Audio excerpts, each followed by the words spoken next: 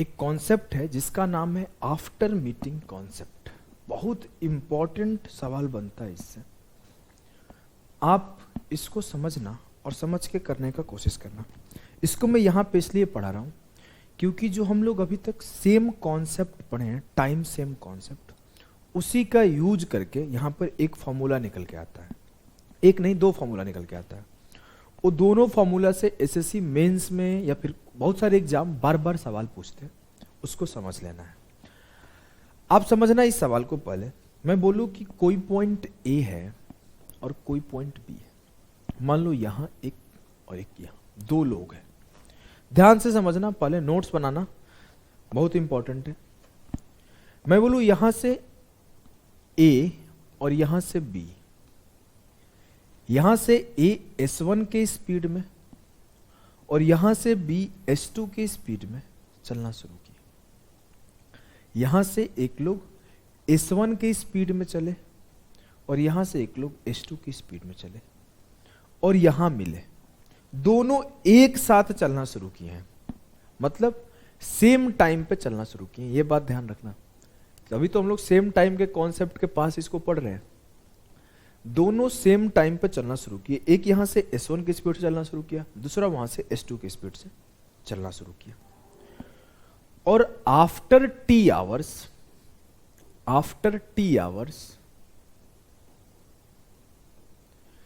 T घंटे बाद, जब ये भी टी घंटे चल लिया, वो भी टी घंटे चल लिया, दोनों मिल जाते हैं।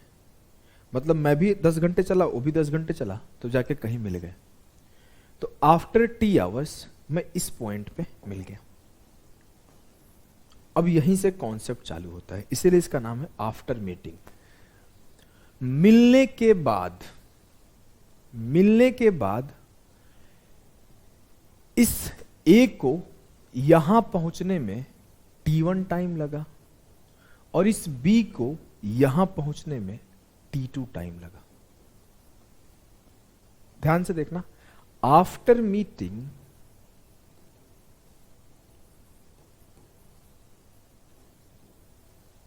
A takes T1 hours and B takes T2 hours to reach his destination, to reach their destination होना चाहिए ना, देयर नहीं, हिज होना चाहिए। गलती होगा माइनस, मतलब माफ कर देना, प्रोनाउन का गलती है। To reach their destinations, to reach their destination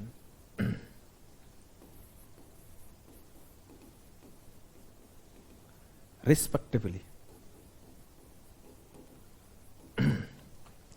मिलने के बाद जो A है S1 की स्पीड से T1 टाइम लिया B पहुंचने में, और जो B है वो S2 की स्पीड से इस पॉइंट पे पहुंचने पर T2 टाइम लिया।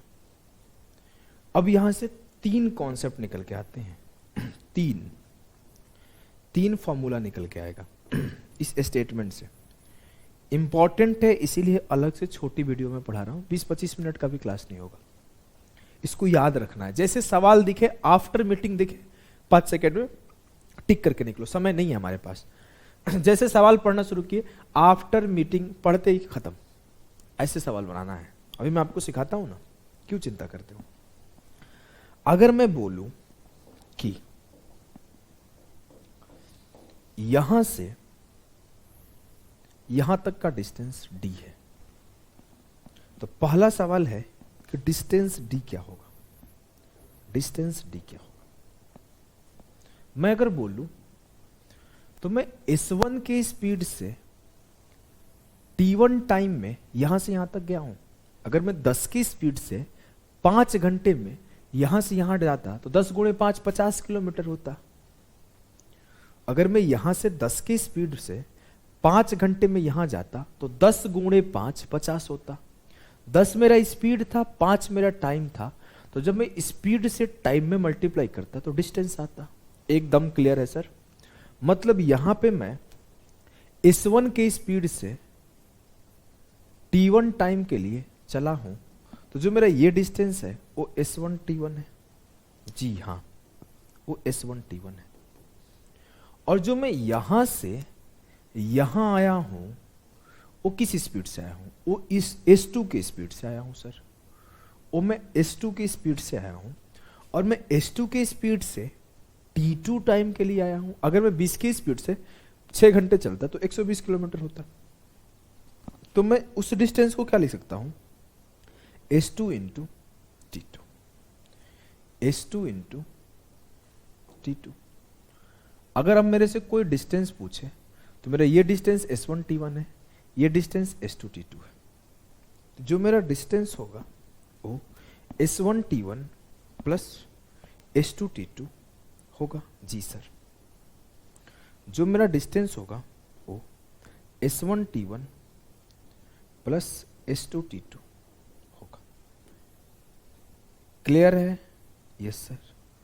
पहला चीज अगर मेरे से पूछ दिया जाए तो मैं ऐसे निकाल दूंगा कि स्पीड ये है, टाइम पहुंचने के बाद ये लगा है, तो मैं ऐसे निकाल दूंगा। क्लियर। दूसरा सवाल कि मेरे से पूछा जाए कि टाइम क्या आएगा, मतलब जो ये T आवर्स बाद मिले हैं इस T का वैल्यू क्या आएगा।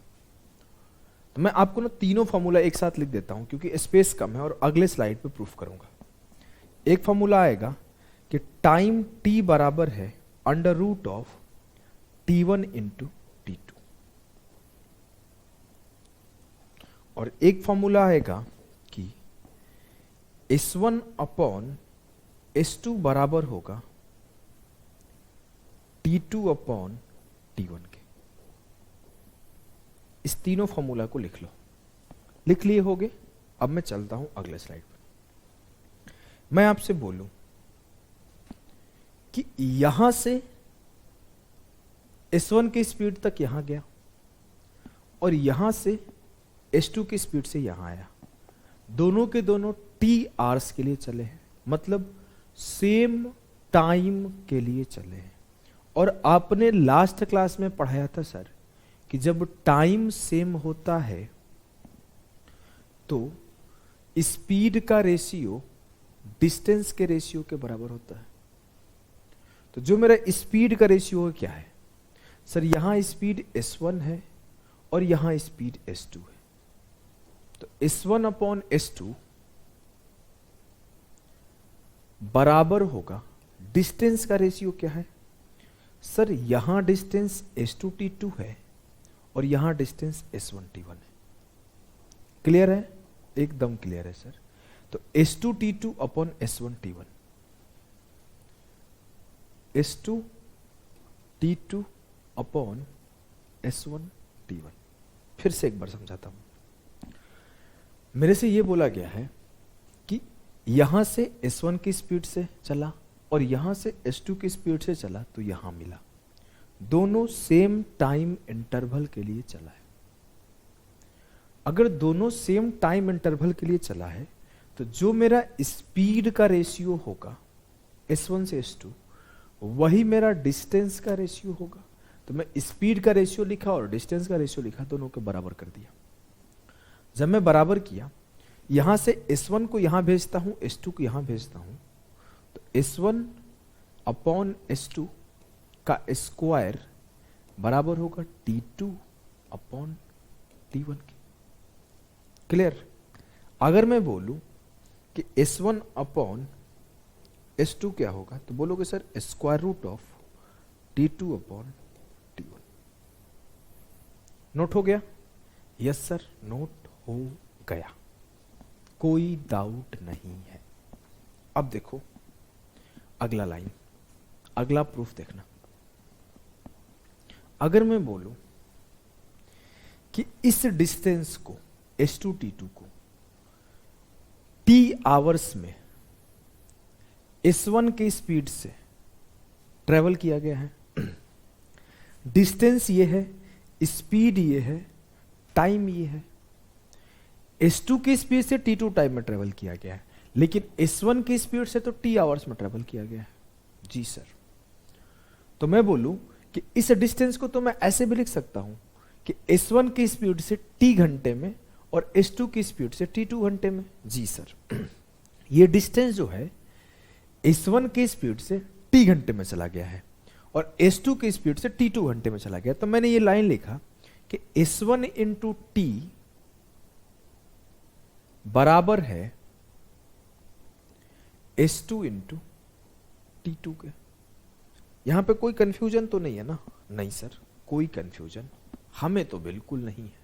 अच्छा, अगर मैं सेम एक लाइन और लिख दूं कि जो ये वाला डिस्टेंस है इसे S2 की स्पीड से t टाइम में आया गया है, S2 की स्पीड से t टाइम में, और S1 की स्पीड से t1 टाइम में, तो मैं ये बोलूंगा कि S2 इंटू टी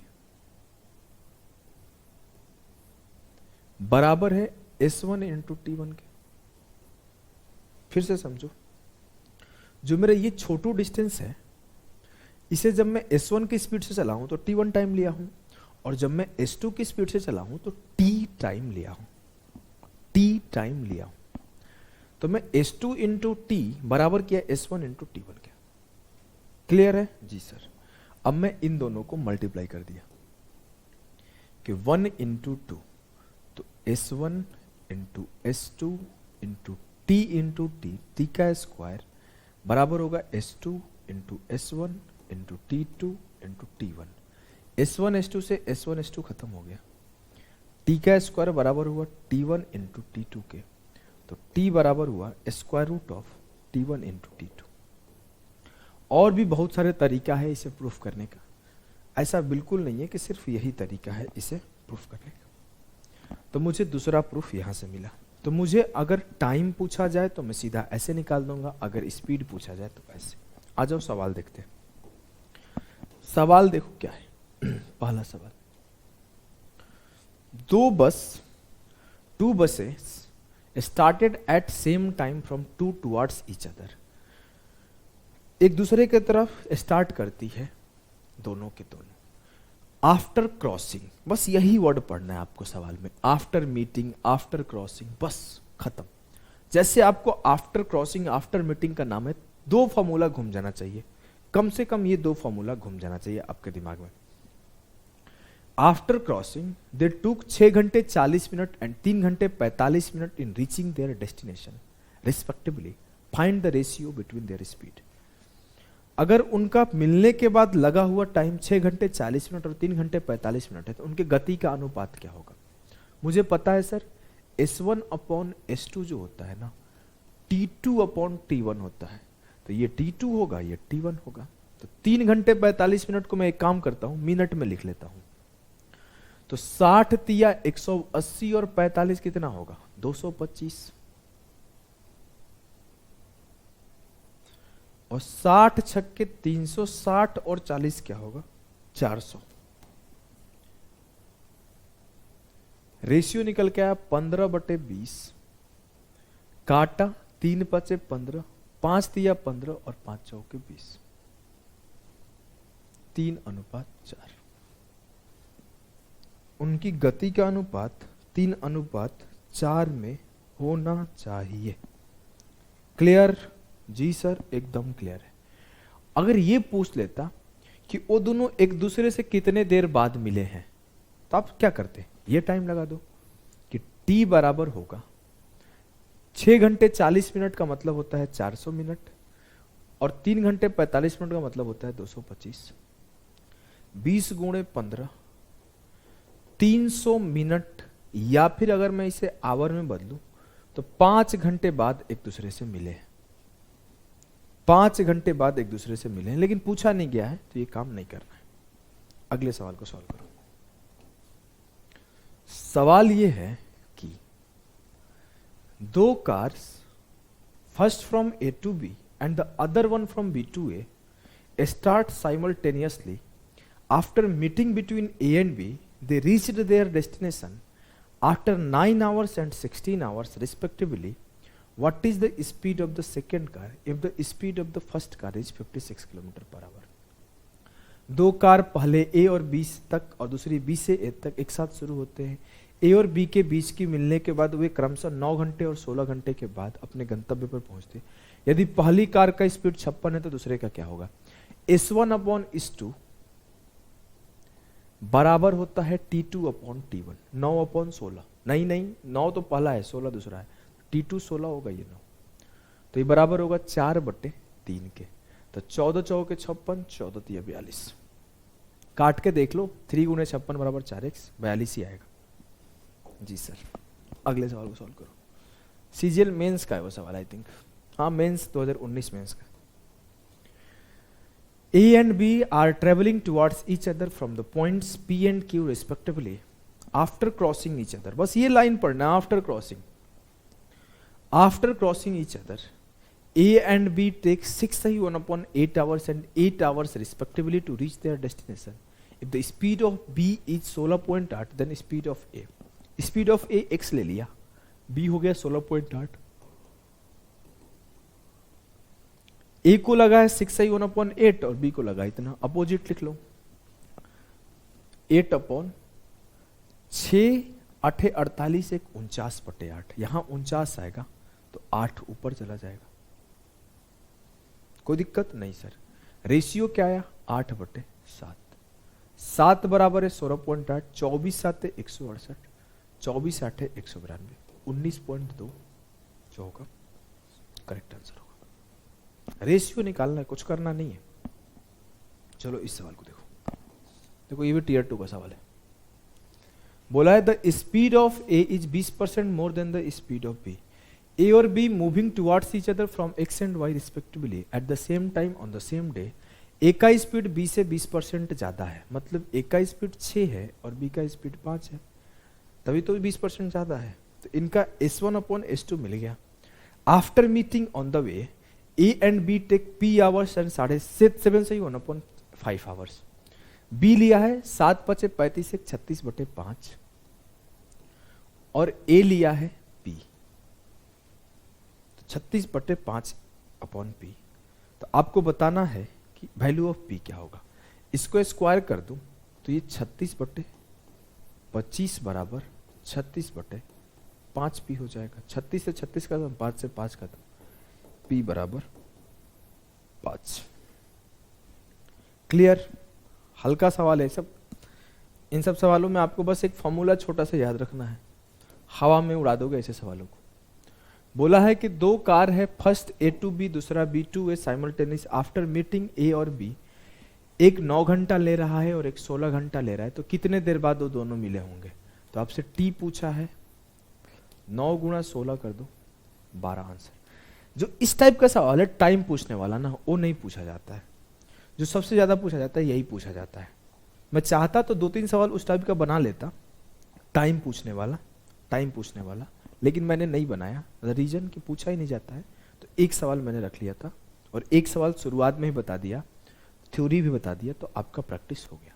तो ये आफ्टर मीटिंग कॉन्सेप्ट हो गया। इसके बाद हम लोग रिलेटिव स्पीड पढ़ेंगे, फिर एवरेज स्पीड पढ़ेंगे, बहुत जल्दी खत्म हो जाएगा टेस्टिंग।